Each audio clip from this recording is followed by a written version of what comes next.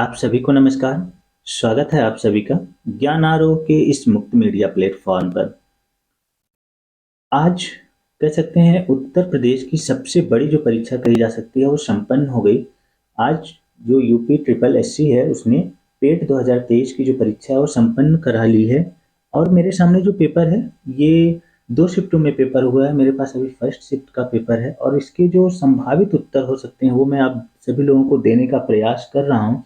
और इसके उत्तर जो ढूंढने के जो मैंने प्रयास किया है, कुछ अपने मित्रों का सहारा लिया है तो कुछ गूगल बाबा का सहारा लिया तो कुछ यहाँ से किताबों का सहारा लिया है। और उम्मीद है कि ये जो उत्तर हैं वो लगभग सही हैं। 100 में से लगभग सभी के उत्तर सही हैं। हाँ, आयोग द्वारा जो जारी किए जाएगी आंसर की उसमें कुछ एक के उत्तर में हेर फेर हो सकते हैं, इसकी संभावना है।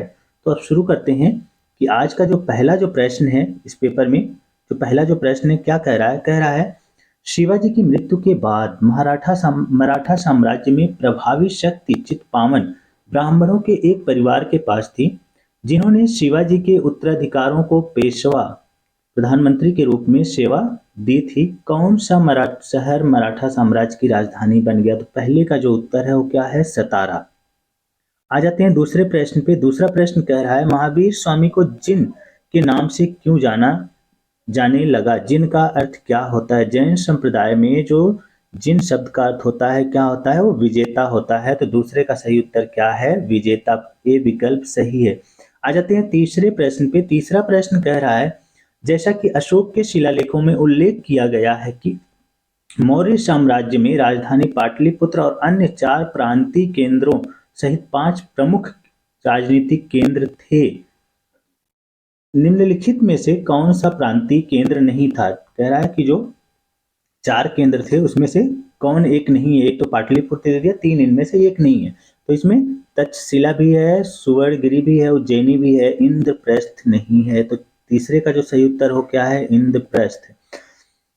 कह रहा है ऋग्वेद में विश्वामित्र नामक एक ऋषि और किन 2 नदियों के बीच संवाद है? तो ऋग्वेद में विश्वामित्र नामक जो ऋषि है उनका संवाद किससे है? व्यास और सतलुज नदी से है।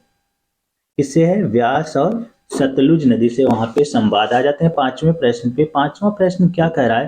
पांचवा प्रश्न कह रहा है कि 1722 ईस्वी में की सूबेदारी सवाई राजा जय सिंह को दी गई थी। ये जो प्रश्न है थोड़ा सा इसमें डाउट है। इसमें से 2 उत्तर हो सकते हैं। मुझे जहां तक लग रहा है आगरा होना चाहिए, लेकिन मालवा भी हो सकता है। ये अभी डाउट है, इस पे आप लोग ध्यान दीजिएगा। आ जाते हैं छठे नंबर पे। छठा जो प्रश्न कह रहा है निम्नलिखित में से किसने अपने सहयोगियों को यह महसूस करने के लिए प्रेरित किया था कि संविधान सभा ब्रिटिश निर्मित थी और ब्रिटिश योजनाओं पर काम कर रही थी, जैसा कि ब्रिटिश चाहते थे कि इस पर काम किया जाए? इसका जो सही उत्तर है वो क्या है? सोमनाथ लाहिड़ी। छठे का जो सही उत्तर है, चौथा विकल्प सही है, सोमनाथ लाहिड़ी। आ जाते हैं सातवें प्रश्न पे। सातवां प्रश्न क्या कह रहा है? सातवां प्रश्न कह रहा है कि चित्तरंजन दास और मोतीलाल नेहरू ने परिषद राजनीति में वापसी पर बहस करने के लिए कांग्रेस के भीतर निम्नलिखित में से किस राजनीतिक दल का गठन किया? ये सामान्य सा प्रश्न है और घुमा के सिर्फ पूछा है। तो चित्तरंजन दास और मोतीलाल नेहरू ने कौन सी पार्टी की स्थापना की थी? स्वराज पार्टी की स्थापना की थी। तो सातवें का सही उत्तर क्या है? सातवें का सही उत्तर है बी ऑप्शन सही है, स्वराज पार्टी। आ जाते हैं आठवें नंबर पे। आठवां प्रश्न क्या कह रहा है? आठवां प्रश्न कह रहा है कि कांग्रेस का वह अधिवेशन कहाँ हुआ था जिसमें महात्मा गांधी ने अन्य नेताओं को खिलाफत के साथ साथ स्वराज के समर्थन में असहयोग आंदोलन शुरू करने की आवश्यकता के बारे में आश्वस्त किया है? सिर्फ क्वेश्चन को लंबा करने का प्रयास है। किस अधिवेशन में किया था? कोलकाता अधिवेशन में किया था। महात्मा गांधी जी ने जब कोलकाता में अधिवेशन होता है उस अधिवेशन में उन्होंने सबका समर्थन हासिल करने का प्रयास किया था। अब आ जाते हैं नौवें प्रश्न पे। नौवां प्रश्न कह रहा है कि निम्नलिखित में से कौन खुदाई खिदमतगार का संस्थापक था और किसे बादशाह खान के नाम से भी जाना जाता है? ये सब आप सभी लोग जानते हैं इस प्रश्न को कि जो खुदाई खिदमतगार या बादशाह खान किसे कहा जाता है? तो खान अब्दुल गफ्फार खान को कहा जाता है और उसी के संस्थापक भी थे। तो नौवें का जो सही उत्तर है वो क्या है? डी। आ जाते हैं 10वें प्रश्न पे। 10वां जो प्रश्न कह रहा है, 10वां प्रश्न कह रहा है कि 1913 ईस्वी में हिंदुस्तान गदर पार्टी का मुख्यालय जो 1913 में जो गदर पार्टी की स्थापना हुई उसका मुख्यालय कहाँ पे है? तो इसका जो सही उत्तर है, 10वें का सही उत्तर है वो क्या है? San Francisco. डी ऑप्शन सही है। आ जाते हैं 11वें प्रश्न पे। 11वां प्रश्न क्या कह रहा है? 11वां प्रश्न कह रहा है कि सिरोई सिरोय कुमुदनी लिली भारत के निम्नलिखित में से किस राज्य में पाई जाने वाली एकमात्र स्थलीय कुमुदनी लिली है? तो इस 11वें का जो सही उत्तर है वो क्या है? 11वें का सही उत्तर है सी ऑप्शन, मणिपुर में पाई जाती है। आ जाते हैं 12वें प्रश्न पे। 12वां प्रश्न क्या कह रहा है? 12वां प्रश्न कह रहा है कि जो उड़िया पठार है, उड़िया पठार भारत के निम्नलिखित में से किस राज्य में स्थित है? तो जो उड़िया पठार है वो भारत के राजस्थान राज्य में स्थित है, ना कि महाराष्ट्र में। तो 12वें का सही उत्तर क्या है? ए ऑप्शन सही है। 13वें प्रश्न पे आ जाते हैं। 13वां प्रश्न कह रहा है शीत ऋतु की शुरुआत में तमिलनाडु के तटीय क्षेत्रों में वर्षा का कारण क्या है? इसका जो सही उत्तर है, इसका ए सही उत्तर है उत्तर पूर्वी वर्षा ऋतु या मानसून का जो होता है उसके कारण तमिलनाडु में वर्षा होती है। आ जाते हैं 14वें प्रश्न पे। 14वां प्रश्न क्या कह रहा है? 14वां प्रश्न कह रहा है राजस्थान के जालौर जिले में किस प्रकार का ग्रेनाइट पाया जाता है? तो राजस्थान के जो जालौर में है वो किस प्रकार का ग्रेनाइट पाया जाता है? वहां पे गुलाबी ग्रेनाइट, रोजी पिंक ग्रेनाइट पाया जाता है। तो 14वें का जो सही उत्तर है वो क्या है? डी ऑप्शन सही है। आ जाते हैं 15वें जो प्रश्न है। 15वां जो प्रश्न कह रहा है कि पुर्तगालियों द्वारा निर्मित बंदेल चर्च भारत के निम्नलिखित में से किस राज्य केंद्र शासित प्रदेश में स्थित है? तो ये कहाँ पे स्थित है? उनका जो पहला जो चर्च निर्मित किया गया वो कहाँ पे स्थित है पुर्तगालियों द्वारा? वो पश्चिम बंगाल में स्थित है। आ जाते हैं अगले प्रश्न पे। 16वां जो प्रश्न कह रहा है, 16वां प्रश्न कह रहा है गन्ने के उचित एवं लाभकारी मूल्य एफआरपी को कौन मंजूरी देता है? जो एफआरपी होती है उसको कौन मंजूरी देता है ये कह रहा है। तो 16वें का जो सही उत्तर है वो क्या है? इसका सी ऑप्शन सही है, डी गलत है, सी ऑप्शन सही है। आर्थिक मामलों की जो कैबिनेट समिति होती है वो एफआरपी तय करती है गन्ने की। तो 16वें का सही उत्तर क्या है? सी ऑप्शन है। आ जाते हैं 17वें प्रश्न पे। 17वां जो प्रश्न है वो क्या कह रहा है? 17वां प्रश्न कह रहा है निम्नलिखित में से कौन सा एक भारतीय श्रम कानून और सामाजिक सुरक्षा उपाय है जिसका उद्देश्य काम करने का अधिकार, राइट टू वर्क की गारंटी देता है? तो इसका जो सही उत्तर है, इसका सही उत्तर क्या है? जो बी ऑप्शन लगाया गया, महात्मा गांधी राष्ट्रीय ग्रामीण रोजगार गारंटी अधिनियम, जो बी ऑप्शन है 17वें का बी ऑप्शन सही है। आ जाते हैं 18वें प्रश्न पे। 18वां प्रश्न क्या कह रहा है? 18वां प्रश्न कह रहा है कि जो स्वर्ण क्रांति भारत में निम्नलिखित में से किस कृषि क्षेत्र में विकास के लिए जिम्मेदार है? तो जो स्वर्ण क्रांति आई थी वो किसके लिए आई थी? वो बागवानी के लिए आई थी। तो 18वें का जो सही उत्तर है क्या है? ये ए विकल्प सही है, पहला विकल्प सही। आ जाते हैं 19वें पे। 19वां जो प्रश्न कह रहा है बीमा विनियामक एवं विकास प्राधिकरण का मुख्यालय कहाँ पे स्थित है? जो बीमा विकास विनियामक जो प्राधिकरण है उसका जो मुख्यालय है वो कहाँ पे स्थित है? वो हैदराबाद में स्थित है, ना कि दिल्ली या मुंबई में। आ जाते हैं अगले प्रश्न पे। अगला जो प्रश्न है 20वां जो प्रश्न है कह रहा है निम्नलिखित में से कौन सा डिपॉजिटरी संस्थान का एक प्रकार नहीं है? इसमें से कौन सा है? चार ऑप्शन दिया है तो इसमें से कौन सा नहीं है? नाबार्ड नहीं है। नाबार्ड क्या करती है? सिर्फ ये कृषि क्षेत्र के लिए ऋण देती है, पैसा देती है अन्य देशों को। तो नाबार्ड क्या है? डिपॉजिटरी संस्थान नहीं है। तो 20वें का जो सही उत्तर है वो क्या है? विकल्प नंबर ए सही है। आ जाते हैं 21वें प्रश्न पे। 21वां प्रश्न क्या कह रहा है? कह रहा है भारतीय स्वतंत्रता अधिनियम 1947 के पारित होने के साथ भारत एक अधिराज्य बन गया और अधिराज्य विधानमंडल ने भारत सरकार अधिनियम 1935 की किस धारा के प्रावधानों के तहत 1947 से 1949 तक कानून बनाया? तो ये जो धारा है वो सी नहीं, धारा 135 नहीं। कौन सा सही है? धारा 100।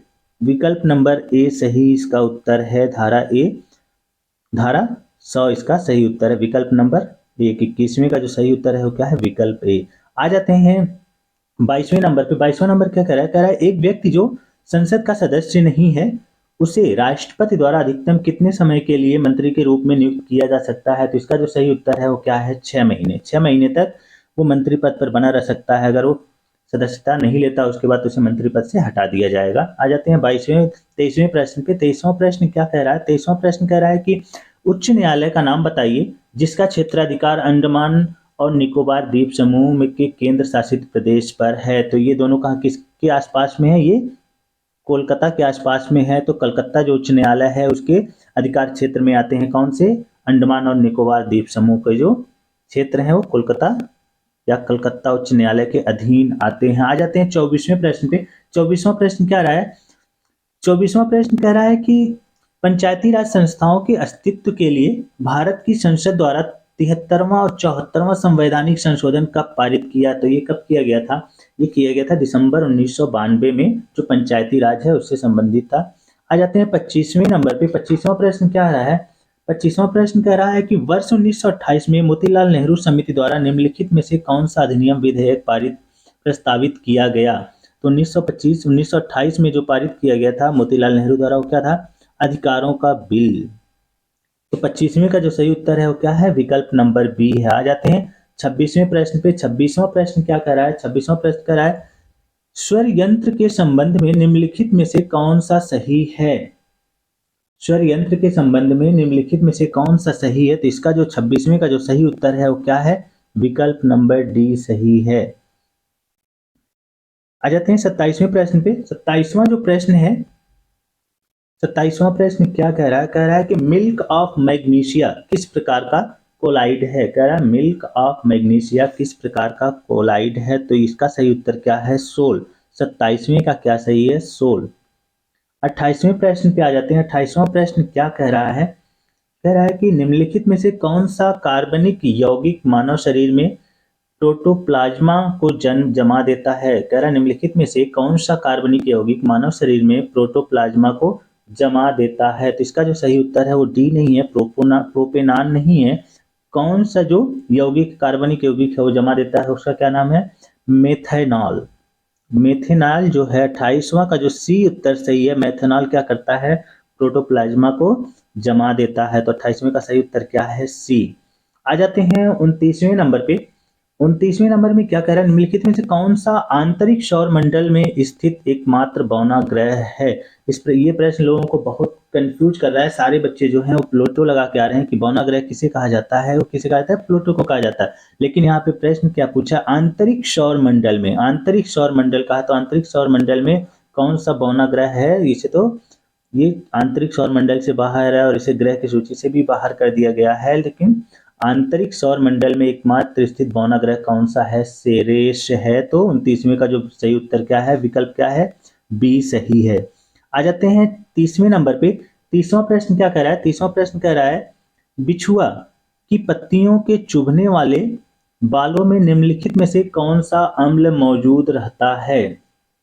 कह रहा है कि जो बिछुआ है उसमें जो पत्तियां होती हैं उसमें कौन सा अम्ल मौजूद रहता है? तो उसमें कौन सा रहता है? मेथेनोइक अम्ल उसमें मौजूद रहता है। तो 30वें का जो सही उत्तर है विकल्प नंबर 1 सही है। आ जाते हैं 31वें नंबर पे। 31वां जो प्रश्न है मैथ्स का है, गणित का जो प्रश्न है रीजनिंग की तरह है। इसका जो सही उत्तर होगा 31वें का जो सही उत्तर होगा जब आप लोग हल करेंगे तो क्या पाएंगे? 6.75 इसका सही उत्तर होगा। विकल्प नंबर बी सही होगा इसका। आ जाते हैं 32वें प्रश्न पे। 32वां जो प्रश्न है वो क्या कह रहा है कि निम्नलिखित में से कौन सा अवरोही क्रम में है? आपको पहले बढ़ते से घटते क्रम में लिखना, अवरोही क्रम में लिखना, आरोही क्रम में नहीं लिखना है। तो इसको नहीं बुलाना है। जब आप हल करेंगे तो पाएंगे इसका जो सही उत्तर क्या होगा? विकल्प नंबर सी इसका सही उत्तर है। 9/13, 11/17, 5/8 इसका सही उत्तर है। आ जाते हैं 34वें प्रश्न पे।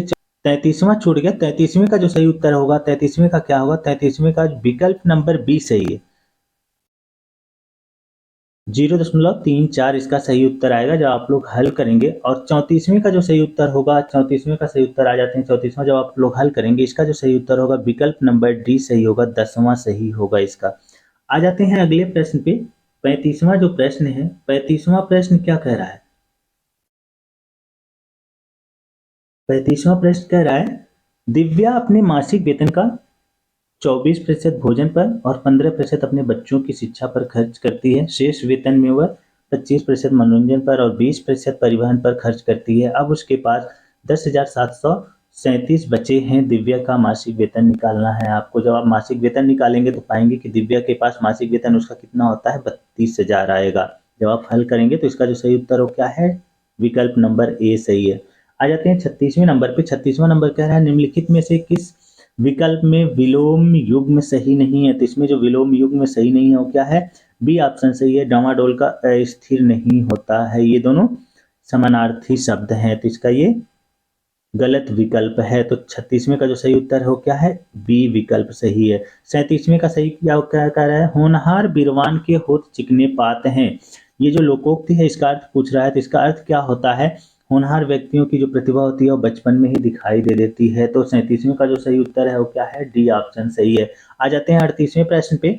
38वां प्रश्न क्या कह रहा है कि निम्नलिखित में से किस विकल्प में सभी जो शब्द हैं वो क्या है, पुल्लिंग है। जब आप करेंगे अभ्यास करेंगे तो पाएंगे जो डी विकल्प है, प्लेटफॉर्म, प्राधिकरण और गिरोह, इसमें सभी जो विकल्प हैं वो क्या पाए गए हैं, ये पुल्लिंग के विकल्प हैं। आ जाते हैं अगले प्रश्न पे। अगला जो प्रश्न है कह रहा 39वां जो प्रश्न कह रहा है निम्नलिखित में से किस विकल्प में शुद्ध वाक्य है। ने भाई से पुस्तक पढ़ने को कहा, इसका ये सही है। तो 39वें का जो सही उत्तर है वो क्या है, डी ऑप्शन सही। आ जाते हैं 40वें पे। 40वां प्रश्न क्या कह रहा है, कलम के जादूगर किसे कहा जाता है। बहुत सारे बच्चे जो हैं प्रेमचंद का नाम सुने हैं और प्रेमचंद को क्या कहते हैं, कलम का जादूगर कह के कलम का जादूगर लगा के आ रहे हैं, लेकिन प्रेमचंद को कलम का जादूगर नहीं कहा जाता है, प्रेमचंद को कलम का सिपाही कहा जाता है। रामवृक्ष बेनीपुरी को, 40वें का जो सही उत्तर है वो क्या है, सी है। रामवृक्ष बेनीपुरी को क्या कहा जाता है, कलम का सिपाही कहा जाता है। प्रेमचंद को कलम का मजदूर कहा जाता है। सुमित्रानंद पंत को क्या जाता है, प्रकृति का कवि कहा जाता है। तो 40वें का जो सही उत्तर है वो क्या है, विकल्प नंबर सी सही है। आ जाते हैं 41वें प्रश्न पे। 41वें का जो सही उत्तर है वो क्या है, 41वें का जो सही उत्तर है वो सी ऑप्शन सही है, सी विकल्प सही है। 42वें का जो सही उत्तर है वो क्या है, 42वें का भी सी सही है। चूंकि ये इंग्लिश है तो इंग्लिश आप लोग पढ़ के खुद इसका उत्तर मिलाइएगा, मैं सिर्फ आप सभी लोगों को आंसर बता दे रहा हूं। 43वें का जो सही उत्तर है वो भी डी ऑप्शन सही है। अब आ जाते हैं 44वें पे। 44वां जो प्रश्न है, 44वें प्रश्न का जो सही उत्तर है वो क्या है, बी सही है। 44वें का बी सही है और 45वें का ए ऑप्शन सही है। 46वें का सही है। जब आप लोग रीजनिंग करेंगे तो 46वें का जो सही उत्तर होगा वो क्या होगा, ये सही है, ए ऑप्शन सही है, 58 इसका उत्तर आएगा। 47वें का क्या सही होगा, 47वें का जो सही है वो क्या कह रहा है कि संख्याओं के दिए गए क्रम को गलत संख्या मान जब आप हल करेंगे तो इसमें डी ऑप्शन सही आएगा। 634 जो है वो गलत दिया है। आगे चलते हैं, देखते हैं कि 48वां जो प्रश्न है कह रहा है कि ये भी रीजनिंग का प्रश्न है। जब इसको हल करेंगे तो पाएंगे कि 17 जून 1998 को सप्ताह का कौन सा दिन पड़ेगा, बुधवार पड़ेगा। तो इसका ऑप्शन कौन, 48वें का सी ऑप्शन सही है। 49वें प्रश्न पे आ जाते हैं। 49वां प्रश्न कह रहा है, ये भी रीजनिंग है, जब आप हल करेंगे तो इसमें जो सही होगा 49वें का सही ऑप्शन क्या है, डी ऑप्शन सही है। आ जाते हैं 50वें नंबर पे। 50वां भी रीजनिंग है, कह रहा है कि सभी डंडे बंदूक हैं, कुछ नामे डंडे नहीं हैं। जब इसको हल करेंगे तो आप पाएंगे कि इसका जो विकल्प नंबर कौन सा सही है, विकल्प नंबर बी सही है, केवल दूसरा निष्कर्ष सही है। तो 50वें का सही उत्तर क्या है, बी। आ जाते हैं 91वें नंबर पे। 91वां नंबर क्या कह रहा है, 51 जो क्वेश्चन है वो कह रहा है कि हाल ही में भारतीय जो गोल्फर शुभंकर शर्मा ने इंग्लैंड के मर्सीसाइड में रॉयल लिवरपूल गोल्फ क्लब में संयुक्त 8वें स्थान पर है, संयुक्त रूप से 8वें स्थान पर रहने के बाद ओपन में सर्वश्रेष्ठ परिणाम दर्ज किया। उन्हें किस वर्ष अर्जुन पुरस्कार से सम्मानित किया। तो इन्हें जो अर्जुन पुरस्कार मिला था वो कब दिया गया था, इनको दिया गया था 2018 ईस्वी में इन्हें अर्जुन पुरस्कार दिया गया था, जो शुभंकर शर्मा है जो गोल्फ के प्लेयर हैं। आ जाते हैं अगले प्रश्न पे। 52वां जो प्रश्न है, 52वां प्रश्न क्या कह रहा है, भारत सरकार द्वारा संचालित निम्नलिखित में से कौन सा निगम Asia transition finance study group में शामिल होने वाला पहला सदस्य बन गया है। तो ये है पावर फाइनेंस कॉर्पोरेशन लिमिटेड। 91 का जो सही है, 52 का जो सही उत्तर होगा वो क्या होगा, डी ऑप्शन सही है।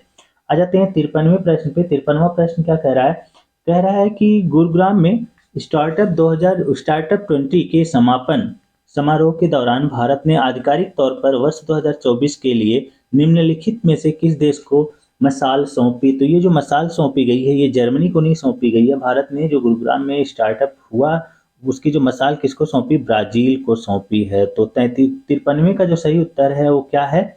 ब्राजील। सी ऑप्शन सही है। आ जाते हैं 54वें प्रश्न पे। 54वां प्रश्न कह रहा है, भारत के मुख्य न्यायाधीश CJI DY चंद्रचूड़ द्वारा कौन सा पोर्टल लॉन्च किया गया है जो अधिवक्ताओं, वादियों, नागरिकों को भारत के सर्वोच्च न्यायालय में प्रवेश के लिए QR कोड आधारित ई पास अनुरोध करने की अनुमति देता है? कि आप जब जाएंगे वहां पे QR कोड से प्रवेश मिलेगा। तो ये कौन सा उन्होंने अभियान शुरू किया है, कौन सा पोर्टल लॉन्च किया है? जो DY चंद्रचूड़ जी हैं, उन्होंने क्या लॉन्च किया है? सुअभिनंदन नहीं किया है, सुस्वागतम किया है। तो 54 का जो सही उत्तर है वो क्या है? बी ऑप्शन, जो बी विकल्प है वो सही। आ जाते हैं 55वें प्रश्न पे।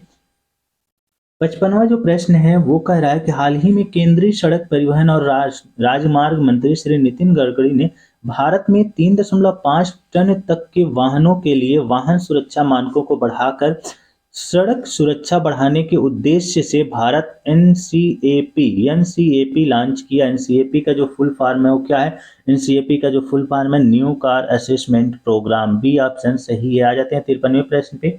53वां जो प्रश्न है, 53वां प्रश्न क्या कह रहा है? कह रहा है, अगले दशक में निम्नलिखित में से किस क्षेत्र में व्यापार को $100 बिलियन तक बढ़ाने के लिए भारत अमेरिका टास्क फोर्स की स्थापना की गई है? तो ये जो क्षेत्र है ये क्या है? इलेक्ट्रॉनिक्स। अंतरिक्ष क्षेत्र नहीं है, इलेक्ट्रॉनिक्स क्षेत्र है। तो 56वें का जो सही ऑप्शन है वो क्या है? डी ऑप्शन सही है। आ जाते हैं अगले प्रश्न पे। 57वां जो प्रश्न है, 57वां प्रश्न कह रहा है, विश्व का पहला 7 मिनट का कैंसर उपचार टीका किस देश में शुरू किया गया? तो ये चीन ने नहीं शुरू किया, ये कहाँ पे शुरू किया गया? ये इंग्लैंड में शुरू किया गया। 57 का जो सही उत्तर है वो क्या है? विकल्प नंबर ए सही। आ जाते हैं अगले प्रश्न पे। अगला जो 58वां जो प्रश्न है वो क्या कह रहा है? 58वां प्रश्न कह रहा है कि मध्य प्रदेश में लागू मुख्यमंत्री लाडली बहना योजना में महिलाओं की जो आयु सीमा है वो पूछ रहा है। तो यहाँ आवेदन करने के लिए जो महिलाओं की जो आयु सीमा होती है वो 21 से 60 वर्ष रखी गई है। तो पहले का 58वें का जो सही उत्तर है वो क्या है? विकल्प नंबर ए सही है। आ जाते हैं अगले प्रश्न पे। अगला जो प्रश्न है 59 कह रहा है, पूर्वोत्तर सीमांत रेलवे ने वर्ष के सूक्ष्म परियोजना के लिए PMI दक्षिण एशिया पुरस्कार जीता। यह परियोजना निम्नलिखित में से किस जानवर के जीवन को बचाने के लिए इंस्ट्रक्शन डिटेक्शन सिस्टम है? तो ये अगर आप पाएंगे, थोड़ा सा अपना दिमाग लगाएंगे, तो वहां पे पूर्वोत्तर में क्या पाएंगे? हाथी को पाएंगे। कि इसका जो सही उत्तर है वो क्या है? हाथी होगा। 59 का जो सही उत्तर है बी ऑप्शन सही। आ जाते हैं 60 नंबर पे। 60 क्या कह रहा है? हाल ही में भारतीय वायुसेना IAF की पश्चिमी वायु कमान द्वारा शुरू किए गए वार्षिक प्रशिक्षण अभ्यास का नाम बताइए। जो वार्षिक प्रशिक्षण अभ्यास है उसका नाम बताना है। तो उसका नाम क्या है? स्वस्तिक नहीं है, उसका नाम क्या है? त्रिशूल उसका नाम है। तो 60 का सही उत्तर क्या है? डी, जो विकल्प डी है वो सही है, त्रिशूल। आ जाते हैं 62वें नंबर पे। 62वां जो नंबर प्रश्न कह रहा है वो क्या कह रहा है? तेलंगाना राज्य के पालमपेट गांव में स्थित रमप्पा मंदिर, जिसे वर्ष 2021 में यूनेस्को विश्व धरोहर स्थल घोषित किया गया था, उसका निर्माण निम्नलिखित में से किस राजवंश के शासनकाल के दौरान किया गया था? तो काकतीय जो राजवंश था, काकतीय राजवंश के दौरान ही रामप्पा जो मंदिर है उसका निर्माण किया गया था। आ जाते हैं 63वें प्रश्न पे। 63वां जो प्रश्न है वो क्या कह रहा है? भारतीय संघ के प्रधानमंत्री और अन्य मंत्रियों की नियुक्ति भारत के संविधान के किस अनुच्छेद के तहत राष्ट्रपति द्वारा की जाती है? तो ये आपको पता है कि अनुच्छेद कौन सा है? अनुच्छेद 75 है। 75 के तहत प्रधानमंत्री और मंत्रियों की नियुक्ति की बात की गई है। आ जाते हैं 64वें प्रश्न पे। 64वां क्या कह रहा है? कुथु भारत के निम्नलिखित में से किस राज्य केंद्र शासित प्रदेश में कुथुम्बलम मंदिर में प्रदर्शित एक सामाजिक धार्मिक कला है? तो ये जो कुथु जो धार्मिक सामाजिक जो कला है ये कहाँ पे प्रदर्शित होती है? केरल में प्रदर्शित की जाती है। 64 का जो सही उत्तर है वो क्या है? विकल्प नंबर सी है। 65 में क्या कह रहा है? केंद्रीय भारतीय भाषा संस्थान का मुख्यालय कहाँ है? तो केंद्रीय भारतीय भाषा संस्थान का मुख्यालय कहाँ पे है? मैसूर कर्नाटक में स्थित है। आ जाते हैं अगले प्रश्न पे। अगला जो प्रश्न है वो क्या कह रहा है? रासायनिक हथियारों का निषेध संगठन OPCW के कितने सदस्य हैं? ये इसलिए चर्चा में है क्योंकि अभी आप लोगों ने देखा होगा कि इजराइल और जो फिलिस्तीन है उसके बीच संघर्ष छिड़ा हुआ, तो इसलिए ये और महत्वपूर्ण हो जाता था, इसलिए यहीं से प्रश्न उठाया। तो इसमें कुल सदस्य कितने हैं? 193 सदस्य हैं। 62 का सही उत्तर है क्या है? डी विकल्प सही है। 67 का जो सही उत्तर है 66, 62 नहीं, गलती हो गई।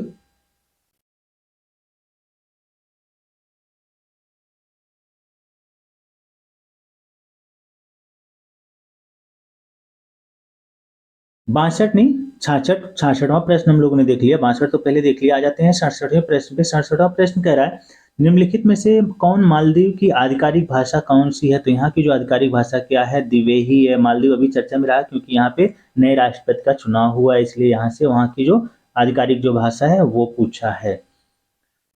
आ जाते हैं अगले प्रश्न पे। कह रहा है पुला निम्नलिखित में से किस देश की राष्ट्रीय मुद्रा है? तो ये जो पुला है ये किस देश की राष्ट्रीय मुद्रा है? ये बोत्सवाना की राष्ट्रीय मुद्रा है। तो 68 का जो सही उत्तर है विकल्प नंबर ए सही है। आ जाते हैं 69वें पे। 69वां प्रश्न क्या कह रहा है? पेरुंग दाई कोंगू बेलियार द्वारा लिखित महाकाव्य कृति है, यह भारत के निम्नलिखित में से किस साहित्य से संबंधित है? जो पेरुंग गदाई जो साहित्य है वो तमिल साहित्य से इसका संबंध है, न कि तेलुगु साहित्य से। तो 69 69 का जो सही उत्तर है वो क्या है? विकल्प नंबर बी तमिल साहित्य है। आ जाते हैं 70वें नंबर पे। अगले प्रश्न पे। अगला प्रश्न क्या कह रहा है? भारत सरकार द्वारा वर्ष 1967 में निम्नलिखित में से किस वीरता पुरस्कार का नाम बदलकर शौर्य चक्र कर दिया गया? तो इसका जो नाम बदला गया और किसका बदला गया? अशोक चक्र वर्ग थर्ड का बदला गया। तो 70 का जो सही उत्तर है विकल्प नंबर सी सही है। आ जाते हैं अगले प्रश्न पे। अगला जो प्रश्न है वो गद्यांश है। गद्यांश पढ़ के आप लोग उत्तर लगाएंगे तो पाएंगे कि इसमें जो सही उत्तर होगा, मैं सिर्फ सही उत्तर बता दे रहा हूँ, गद्यांश पढ़ूंगा तो वीडियो लंबी हो जाएगी। इसमें क्या है? गद्यांश में जो 71वां जो प्रश्न है वो क्या कह रहा है? कह रहा है कि हमारे देश में समाजोपयोगी ऊर्ध्वमुखी जो योजनाओं में से वंचित वर्ग कौन सा है? तो 71वें का जो सही उत्तर है वो क्या है? विकल्प नंबर सी सही है। और 72वें का जो सही उत्तर है वो क्या है? 72वें का जो सही उत्तर है विकल्प नंबर बी सही है। 73वें का जब आप आएंगे, 73वें का जो सही उत्तर है वो क्या है? 73वें का विकल्प नंबर डी सही है। 74वें का जो सही उत्तर है वो क्या है? विकल्प नंबर ए सही है। जिस भी बच्चे ने लगाया है वो सही लगाया है, विकल्प नंबर ए सही है 74वें का। आ जाते हैं 75वें नंबर पे। 75वां प्रश्न क्या है? 75वें का जो सही उत्तर है वो क्या है? 75वें का भी सी सही है। आ जाते हैं अगला भी गद्यांश है। गद्यांश से ही प्रश्न पूछा है तो सिर्फ इसके प्रश्न हल कर लेते हैं। गद्यांश में कौन सा कह रहा है? 75 कर लिया। हम लोगों को 76वां जो प्रश्न है, 76वां प्रश्न देखना है। 76वां प्रश्न क्या कह रहा है? 76वें प्रश्न को जो आप पाएंगे तो कह रहे हैं कि क्या भिक्षावृत्ति देश की एक समस्या है? आपका इस विषय में क्या विचार है? तो आपका जो विषय है, विचार है, वो पूछ रहा है। तो 76वें का जो सही उत्तर है वो क्या है? 76वें का सही उत्तर विकल्प नंबर सी है। आ जाते हैं 77वें प्रश्न पे। 77वें प्रश्न का जो सही उत्तर है वो क्या है? विकल्प नंबर बी सही है। 78वें प्रश्न पे आ जाते हैं। 78वें प्रश्न में विकल्प नंबर 78वां प्रश्न क्या कह रहा है?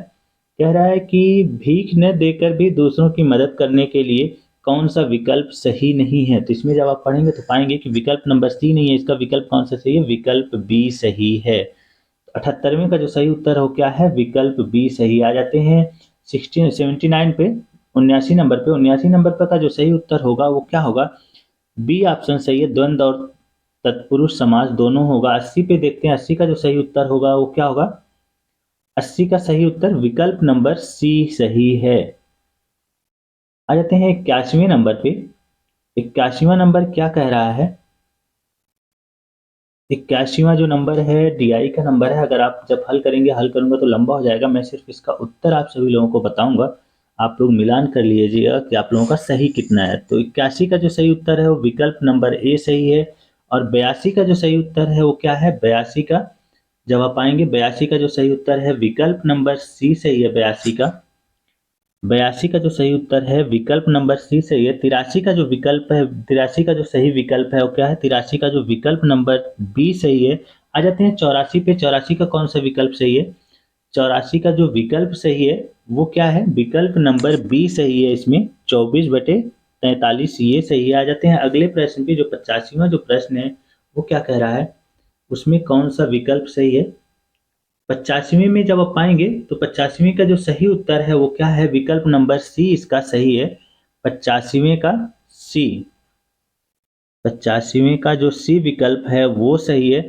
आ जाते हैं अगले पे, जो 86वां जो सही है, 86वां जो प्रश्न है उसमें कौन सा सही होगा ये देख लेते हैं। 86वें जो प्रश्न है उसका जो सही उत्तर है वो क्या है, विकल्प नंबर डी सही है। 86वें का कौन सा सही उत्तर है, डी है। आ जाते हैं 87वें पे।